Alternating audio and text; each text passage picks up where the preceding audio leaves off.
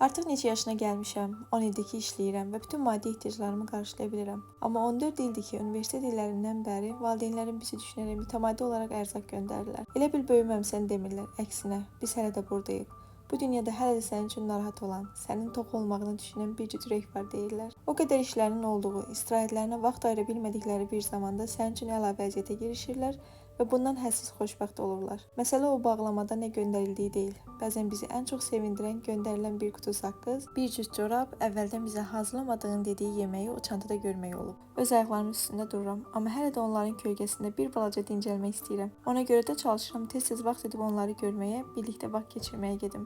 Ən sıxıcı günlərimdə tək olmaq istədiyim yer doğulub boya başa çatdığım, valideynlərimi tapa biləcəyim evdir. Sən nə qədər yemək bişirsən də, yediyin ən dadlı, ən doğma yemək yenə ananın bişirdiyi, ən dadlı meyvə atanın əkib becərdiyi sənin üçün dərdi idi. Çəkdikləri bütün zəhmət üçün anama və atama buradan da təşəkkürümü bildirirəm. Onların varlığı, sağlığı bizim üçün ən böyük paydır.